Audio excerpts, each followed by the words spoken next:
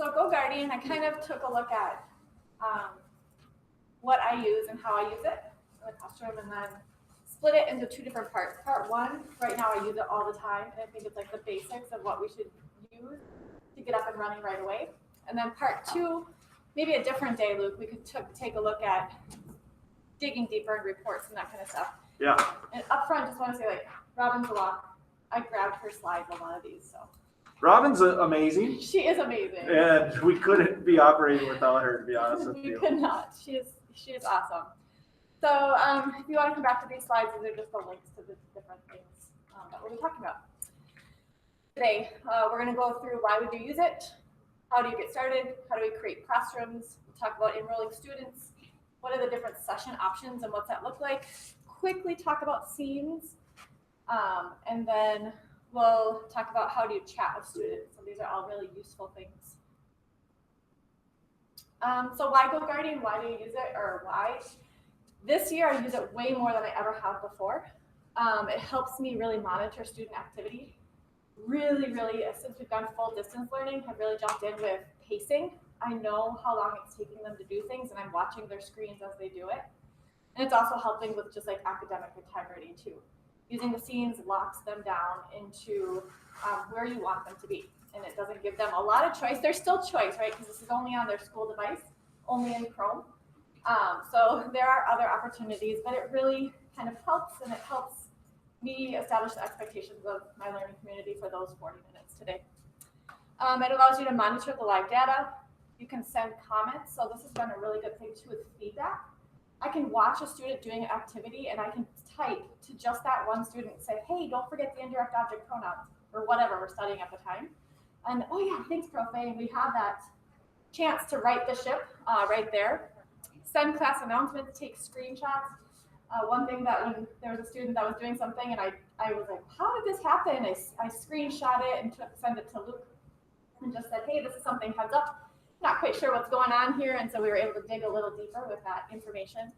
And you can review, actually I use reviewing student activity to send that information to Luke. So first of all, how do we start? Just by logging in. So go to teacher.goguardian.com, and we're just going to use our Google to log in. Do you guys want to do it while I'm, or do you just want to watch? I'm in. Okay.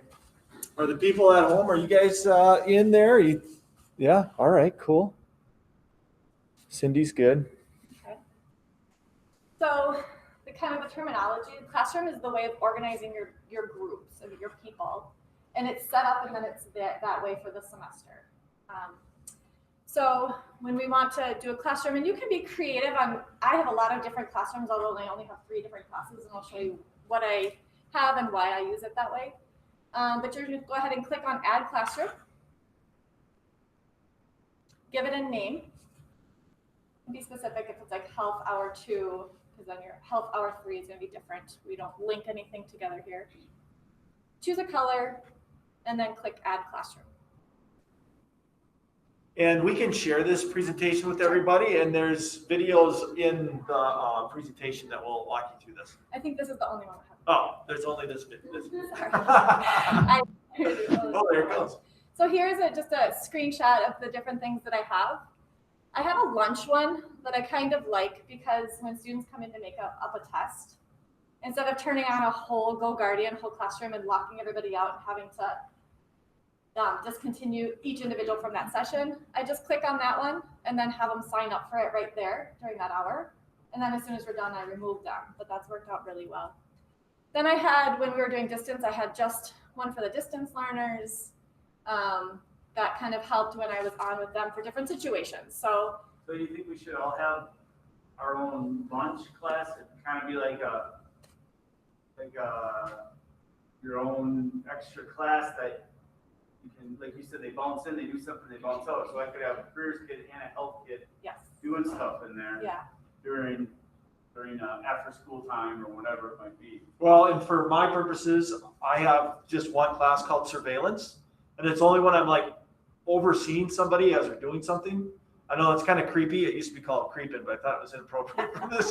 So but I just want to see like what they're doing or what they're seeing or what kind of problems that somebody's having from a tech standpoint. So you can easily add people at any time. Yep, easily. And you can delete them at any time. Add them and erase them so quickly. And so that's been worked for me. I don't know for other people, like, no, that's too clunky, but it literally, as soon as they come, I'm like, oh, here's our setting for now, for today. Go ahead, jump in, I enroll them, and then once they're done, I erase them. I would just point out with Allison Spanish 4, our 2 class, she has the chat on. That's a newer feature that was disabled until we went distance learning. And then the IT decided to enable that. And it seems like it works. Have you used it? Yes, I love it.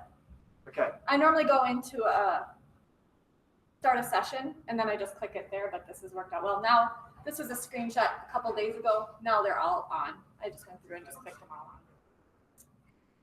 So we good so far? Okay. So now when you go to enroll students, you would open up a classroom, and on the left-hand side, you're going to click on students. From the students tab, you're just going to click on add students. Anybody at home have any questions so far? You guys okay? I'm good. Anna, welcome to the party. Amy, did you have something? No, sorry. Okay, then you just keep your mouth closed. Just kidding. So if you want to make a class right now, if you can add in a couple of your students' emails if you want. Otherwise, I told my kids that there would be some demoing going on, so I put my kids' email addresses down there if you want to just put them into a session now just to see what it's like. I'll erase that when we share this with everybody, but just to kind of walk through it, I think for me as a learner, it'd be so much easier to actually do it. So there are 2 different ways that I add students, and I know that there are 3 available, and Luke can explain the third one. But the first one is the one that I use the most, is just use a code.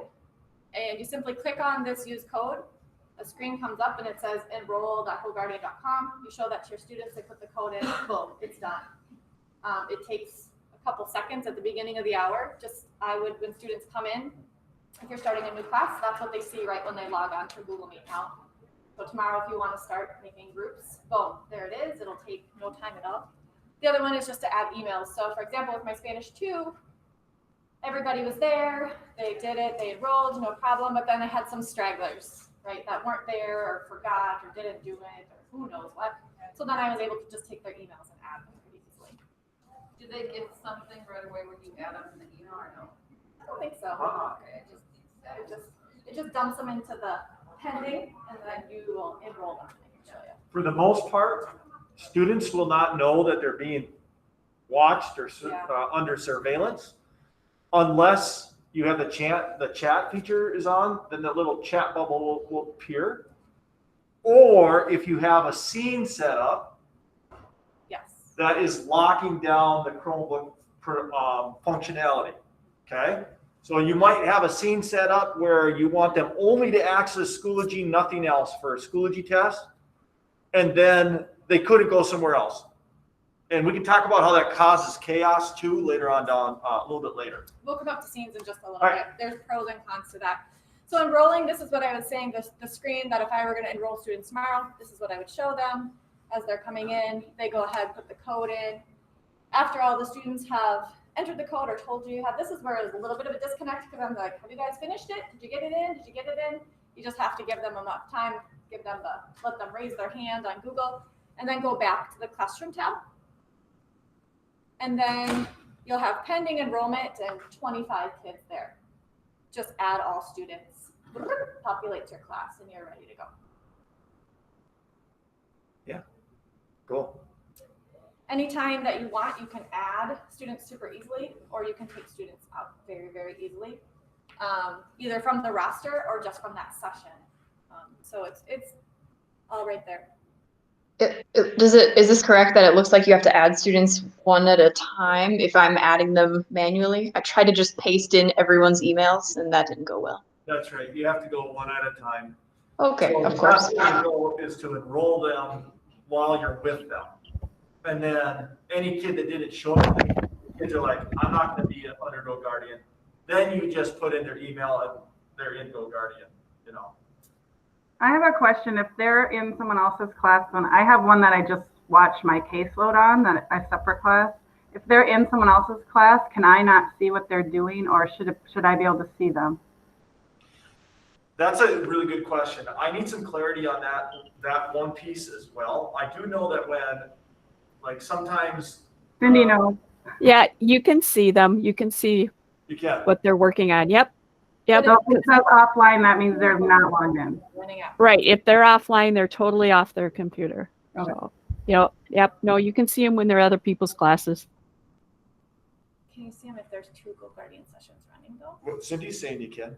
Yeah. So, well, Cindy, you did it because Cindy's working with BL a lot, right?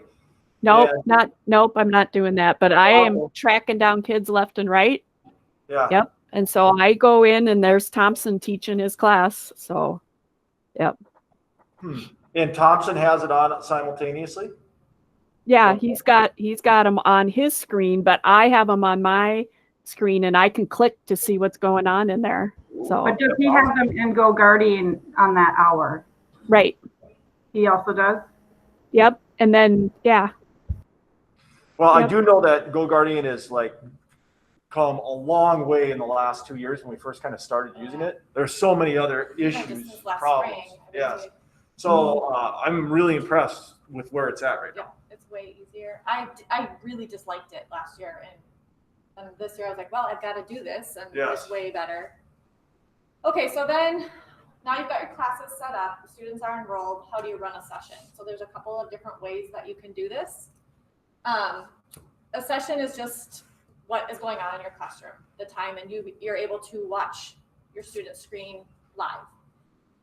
So you go ahead and select whatever classroom, and then it'll say, well, how long is the class going to be over? I don't like this time, the minutes. I actually go in, if I do it this way, and I put like the actual end time of my class. Otherwise, it could run over into the next hour. And we've had less shenanigans with that this year than we had last time. Remember, Beer Bond, you called me last year, and you're like, Yeah. go out, stop here, GoGuardian. And I was like, tell the student to refresh his screen. And then you're like, Jackson! Do you remember that last year? She So I screams a feel like lot. there's less shenanigans going on with things like that. And That's a really accurate impression of me. Thank you. I know. So I just when I do it this way, I go ahead and Yeah, let's do it. I put the actual end time. So 10:25 class ends, and then I do it There that you go. way. Thank you. And then this is where you I would just wanted to see what was going on. Are we in the right spot? here we're good. Okay. This is where you could apply a scene, and we'll talk about that in just a little bit. What is applying a scene? What does that mean? So this is one way to start a session. It's just manual. Click the session. Let's say, for example, students are done early. You can end the session super easily. You could also add time to it. So it's really, really fluid once you're up and running. So that's one way where just every day you go in and do it. You can also schedule to have the GoGuardian start and stop at specific times. So this isn't mine, but I have it set on a Monday through Thursday schedule. It starts at 9:50. I give them 5 minutes to get everything else kind of closed out. And it goes until 10:25 every day, Monday through Thursday. And that's with my Spanish 2s. And that just then starts and stops automatically. I don't have to go in there and start a session or anything. I can just get them going and working on their stuff. And then I go to my GoGuardian and just check and see how things are going. But you just would have to be cognizant of the idea that if we were in school and we had a different schedule, things could be, that might not work, right? Might not work. Yep. Well, if I have my scenes on. So if I don't have any scenes on it, which I don't have it as a default Sure. of any scenes, then it doesn't really matter. Sure. So it just depends on how locked down you have them. Okay, so the next thing we could talk about are scenes, and this is where you're really locking them into different areas. And to be completely honest, right now I'm fiddling around with scenes. I'm putting a scene on there. I'm like, how's that? And they're like, we can't see anything, and then I'll take it away. And so I'm not an expert at scenes, but I have a couple that work very well. So the scenes are that you're used to limit what your students can go to, what sites they can go to within your hour. So you're back on your homepage, you've got your classes enrolled and set up, and then you can go to this tab for scenes. You're gonna click on add a scene, And then you can enter the scene name and description. I use like exam, I use composition, I use just class, I use one that's called 3 tabs, however you want to describe it. And then choose how you want to filter it. Do you want to say, well, we're going to allow these websites, or we're going to block these websites? You can decide what you want them to look at. So sometimes I will say, let's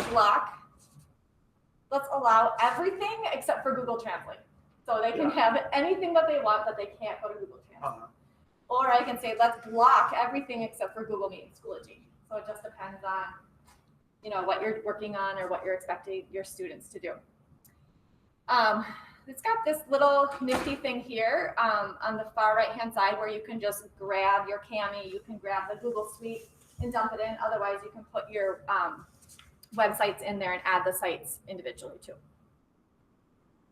If you keep scrolling down on that page, you can also manage tabs. So like you can have them open up to Schoology tab anytime that they go on. I haven't used that, but I have used this where I maximum tabs open. I have limited them to like 3 tabs, especially in an assessment situation. I'll say, you know what, you can't do anything but Google Meet and Schoology, and you can have only 2 tabs open within, or 3 tabs, whatever I decide.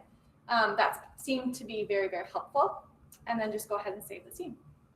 Questions, comments, or concerns? Any of the 3 C's? Amy?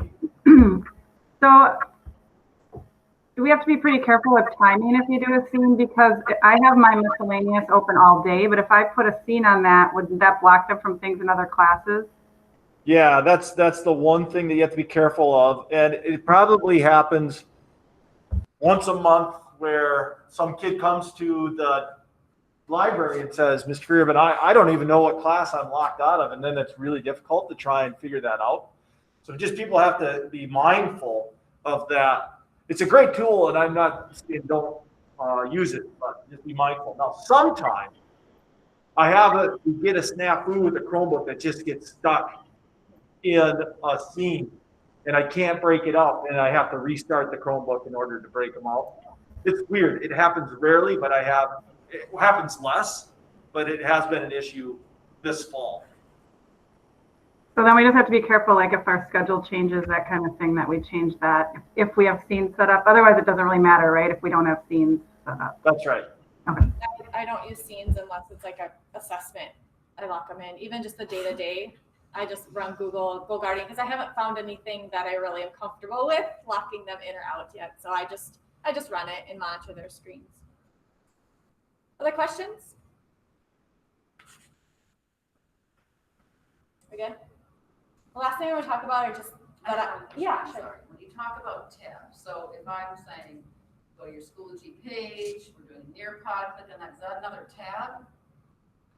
What constitutes a tab? Yeah, so at the top of your Chrome, you're looking at it right now, and you have tabs like a folder. If I get that, will Nearpod come up in that, or is it part of it? It's embedded in Schoology? I'm just wondering. Oh, I see what you're saying. So yeah. If it's embedded, you wouldn't need another That's tab, correct. right? But if you've made the link, it depends on how you've assigned it within Schoology. Mhm. All right, perfect. Good. Any other questions? They're getting deep and thought of. Well, I mean, I guess a couple years ago when I used it, like 3 years ago, when Luke and I showed my old class, like I did it in health when we were doing a test, right? Yeah. And then I can see everybody's thing, and I see Johnny over here playing Space Invaders or something, and I can go on and say, shut it off and say, finish your test or whatever. Like that's kind of what we're doing here. We're just making sure they're doing what they're supposed to, or like you said, oh, they're all kind of here, so let's move to the next part of our lesson. Yeah. So it's basically just like you're doing, we're just kind of checking up on them. And you can go individually to the students, and you could shut their stuff down for Yeah, I mean, I remember doing that. you. And I it's, just haven't used it for so long. Yeah, right. and it's way better now than it was. But I think more important than that, my favorite part of this whole thing is the chat. And so I'm going to talk about that right now, where I just feel like that's where, I mean, yes, it's one thing to monitor students and everything like that, but the chat I think is so important. So you can start with your chat on like Luke showed on that one example, or once you start a session, you can enable the chat at the top. And And I always do that. I don't see any reason why you wouldn't do that, but Luke, maybe you have more insight So the to that. default should be just always have it. That's my opinion, but I don't know any shenanigans. I haven't had any No, problems. no, with the it. only reason that you would maybe not want to is if you were doing a surveillance piece like I do, Sure. overseeing somebody. If you were a special ed teacher and maybe the kid's involved in another class and you just want to make sure that they're paying attention to what they're doing. If that chat thing's up there, you could interrupt a class Gotcha. that they're in. That's the only thing I can really think of. Yeah. Otherwise, from my perspective and just my one class, I don't see why I wouldn't have it. And I'm finding that students are much more comfortable communicating because it's just to me versus like the chat and the Google Meet. They won't do anything. They won't ask a question there. And so this has opened up just a whole new line of communication. So that's interesting. So do they know that it's just to you on Google or on GoGuardian versus Google Meet? I would assume so because I Yeah. just get a lot more engagement and questions that way, but I guess I haven't Yeah, I don't know. explicitly said like, Do they see you in a little box too then, or how does that work? they don't see me. It just pops up. It's Oh, just a wait, little second. blue, like, I've got a screenshot. comic of it. bubble. Yeah, you'll see Yeah. it. So when you can either do it from your classrooms page, turn the chat on, which Luke said that's a new feature, or once you start a session, you can turn it on at the top of that. So once enabled, here's the blue bubble that Luke was talking about right here. If I want to reach out to a student or I just want the student list showing, I would click on that blue bubble and the whole student list comes up. Otherwise, I can just go to the student individual screen and click on it and be able to chat with them there.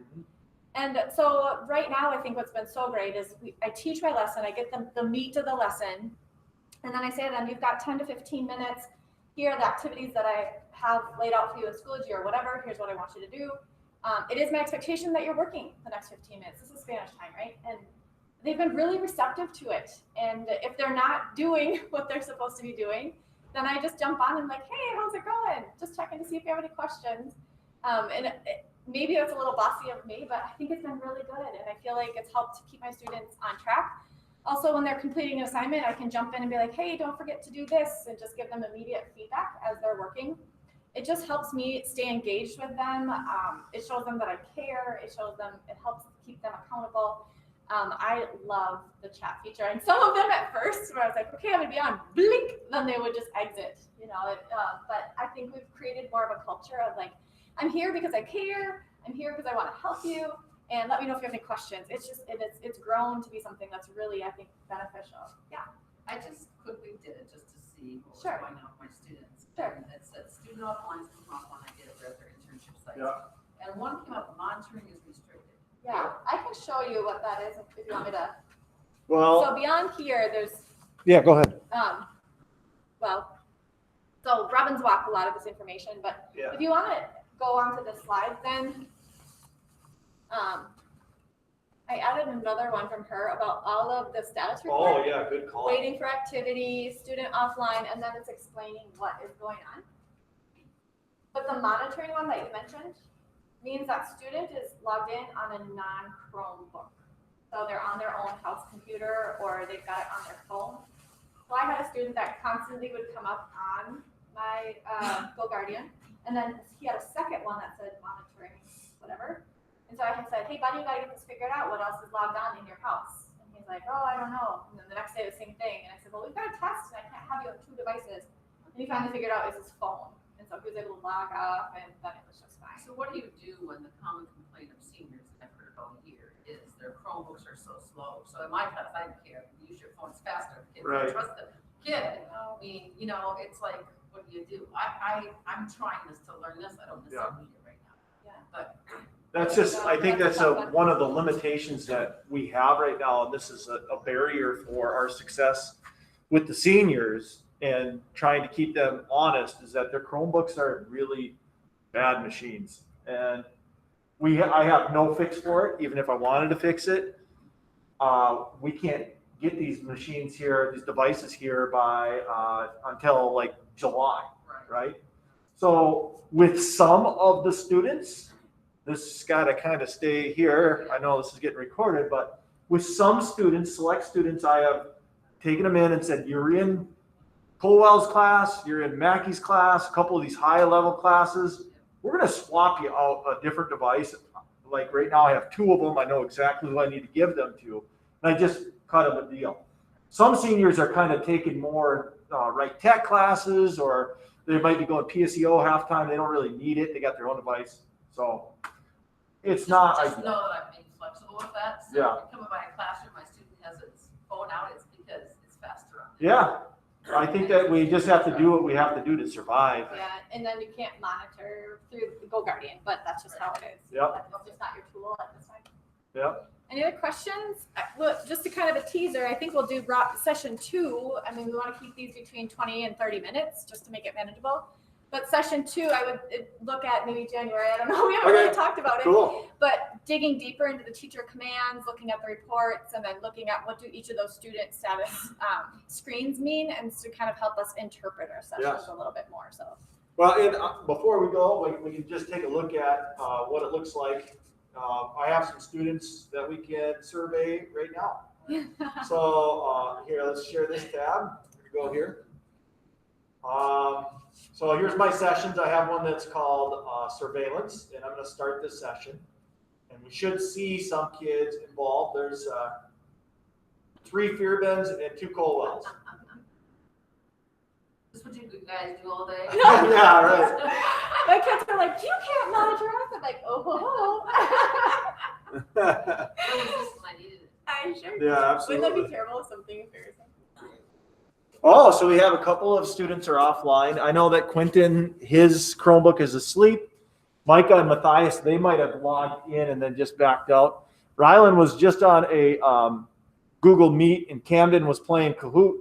You can see what that looks like. Now, if I want to look at a different view, this is kind of an interesting snapshot, is the timeline. So you'll notice that we have these tabs here.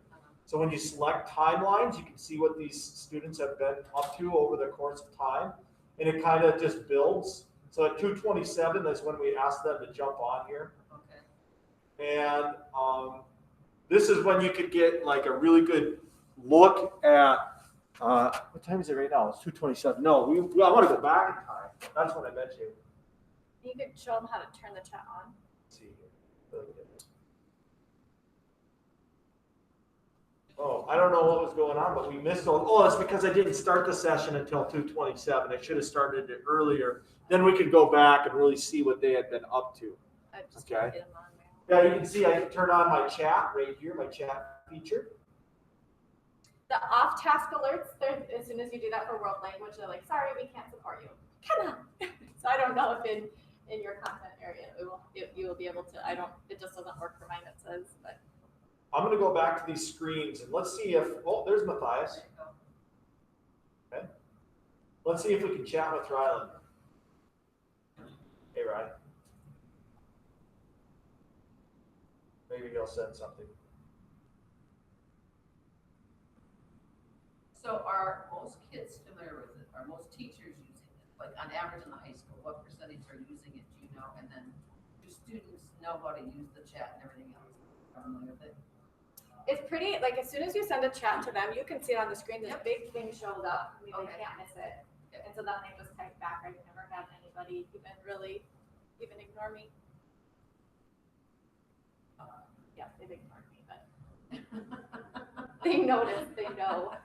Well, waiting for some activity. Let's see what Matthias is up to. He's got a bazillion tabs open. I know. And so that's one thing when I have assessments, I say, you gotta come with, those tabs have to be closed. And Luke, you go on there and close some of his tabs. You can close them. Okay. Just to show what that looks like. It's so funny when you start closing their tabs. Let's So, see. Jingle bells, boogie music. yep, sure, close it. Okay, closed. So then you can go ahead and do that if you wanted to with your students. Thank you guys, I gotta roll. Yeah. Yep. Any questions from anybody at home?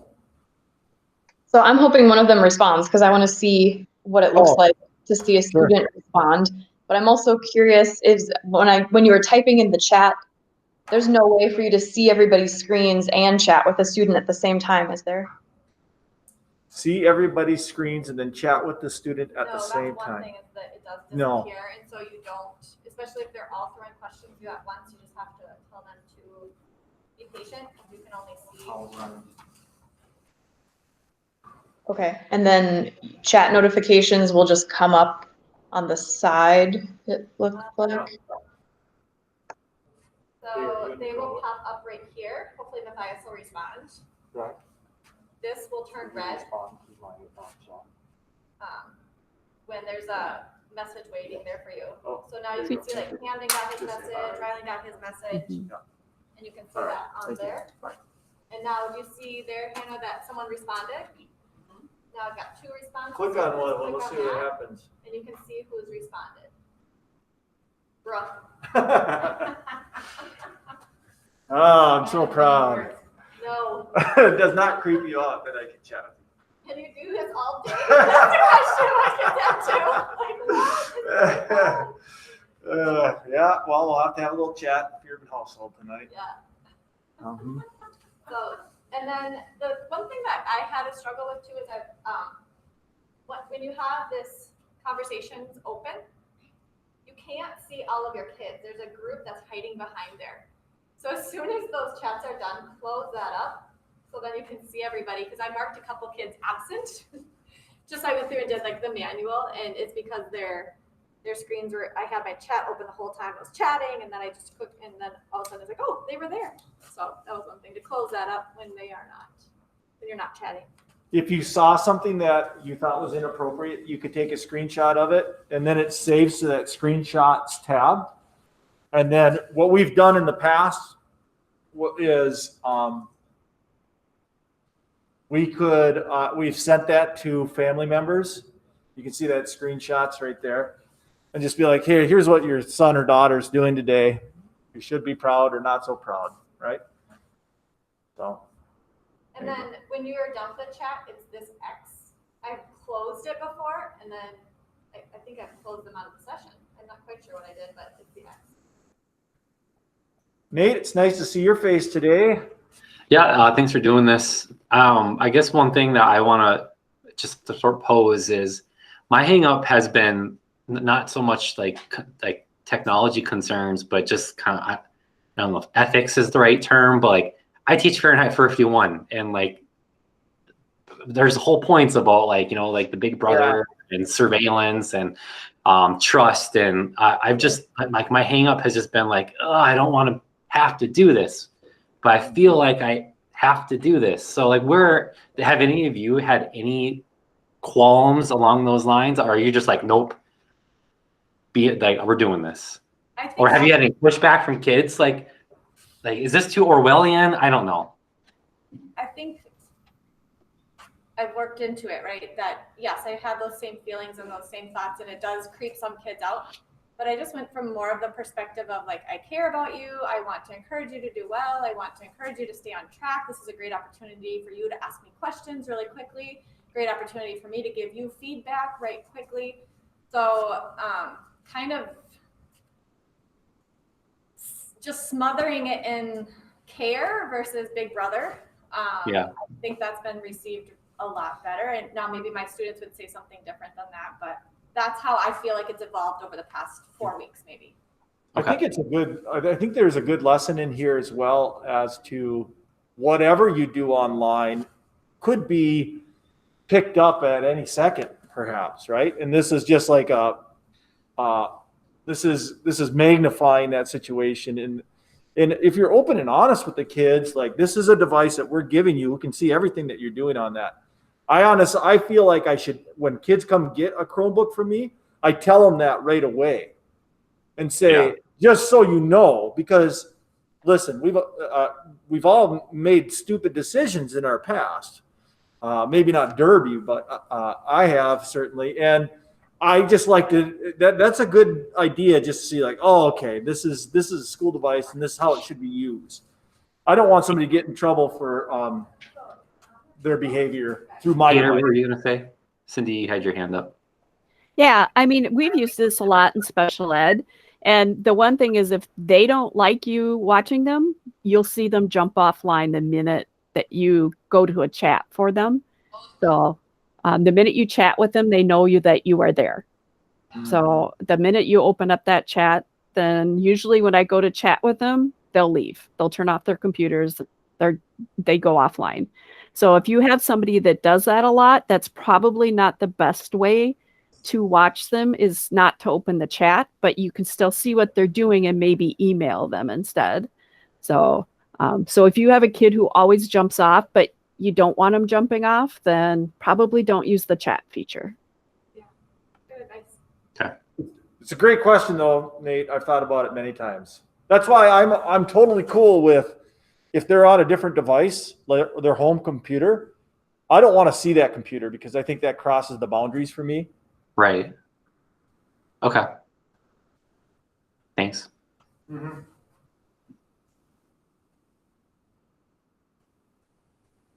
Anything else? Oh, we got a couple of chats here. Yeah, Matthias found it. He's like, why did you close my tabs? You can open them. Sorry, Matthias.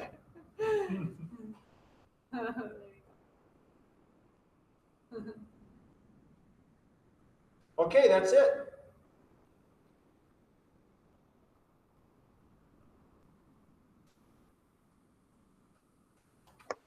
There's no other questions. We'll try and do some more GoGuardian stuff in the future.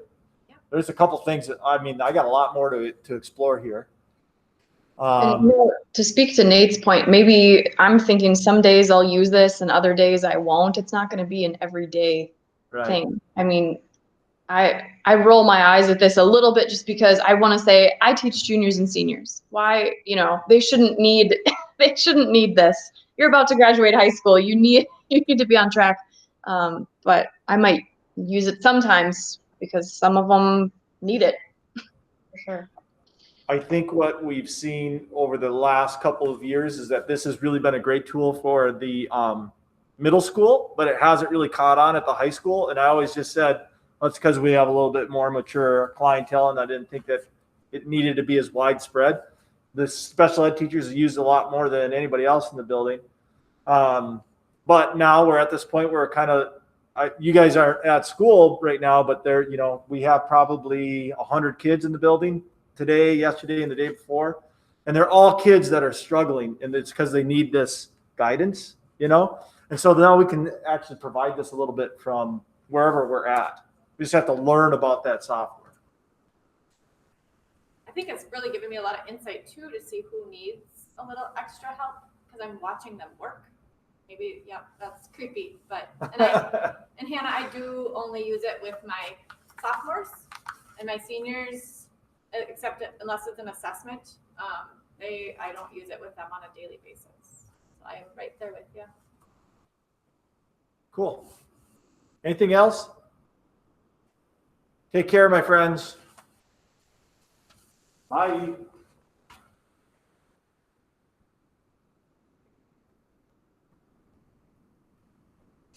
Is it just automatically start recording?